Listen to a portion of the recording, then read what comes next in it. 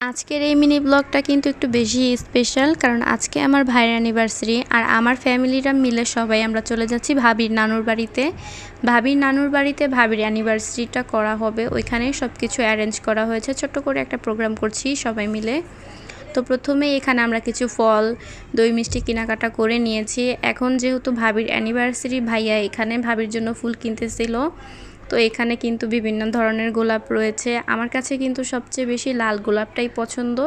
আর এখানে কিন্তু দোকানদাররা সবসময় আগে থেকে কিছু ফুলের তোড়া বানিয়ে রাখে, কিন্তু আমরা নতুন করে এখানে ফুলের তোড়া বানিয়ে নিতে চাচ্ছিলাম। কেন জানি দোকানদার আমাদেরকে নতুন করে ফুলের তোড়া বানিয়ে দিতে চাচ্ছিল না। পরে আমার ভাইয়া বলল যে কিছু টাকা বাড়িয়ে দিবে। এরপর দোকানদার আমাদেরকে এই ফুলের তোড়াটা বানিয়ে দিয়েছে। এই ফুলের তোড়াটা দেখতে কিন্তু খুবই সুন্দর ছিল। এরপর রাস্তায় জ্যাম থাকবে না, এটা তো হতেই পারে না। জ্যাম ছাড়ার পর আমরা আবারও বের হয়ে গেলাম। আর দেখতেই পাচ্ছেন রাস্তায় কী পরিমাণে ধুলো। আর যদি আপনারা এই রাস্তা চিনে থাকেন কমেন্ট করে জানাতে পারেন, আমি জানি অনেকেই চিনতে পারবেন। এরপর এখন আমরা তাদের বাসায় চলে এসেছি। আর খুব সিম্পলভাবেই অ্যারেঞ্জ করা হয়েছে, আগেই বলেছি ফ্যামিলিরা মিলে করছি, যেহেতু কয়েকজন মানুষ ফ্যামিলির অল্প কিছু যারা আমরা একেবারেই ঘনিষ্ঠ, তো তারাই এখানে আছি। তো এখানে এক ডেক বিরিয়ানি রান্না করা হয়েছে। আর তারা যাতে ফিউচারে ভালো মতো থাকতে পারে এর জন্য হুজুর দিয়ে দোয়া করানো হয়েছে। বাইরে হুজুরদের খাওয়ানো হয়েছে আর ভিতরে আমরা বসে খাচ্ছিলাম। আর আজকের এই বিরিয়ানিটা কিন্তু অনেক মজা হয়েছে খেতে, সাথে টিকাটাও।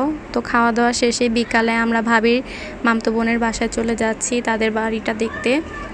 এই প্রথমবার আমরা তাদের নানুর বাড়িতে আসছি এবং তার মামতো বোনের বাড়িতে। তার মামতো বোনের বাড়িটা সুন্দর। এরপর মামতো বোনের বাসায় যাওয়ার পরে আমাদেরকে নাস্তা পানি দেয় খাওয়ার জন্য।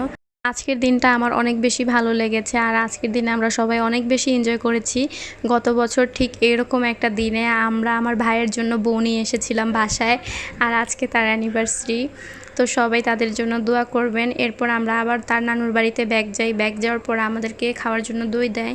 এরপর যেহেতু এখানে সন্ধ্যা হয়ে গিয়েছিল, তাই এখানে কেক কাটা হচ্ছে, যেহেতু তাদের অ্যানিভার্সারি। আর এখানে কিছু ফ্রুটস ছিল। তো আজকের ভিডিওটা এই পর্যন্তই। আশা করি আজকের ভিডিও আপনাদের ভালো লেগেছে। যদি ভালো লাগে তাহলে অবশ্যই লাইক কমেন্ট শেয়ার করে দিবেন। সবাই ভালো থাকবেন। আল্লাহ হাফেজ।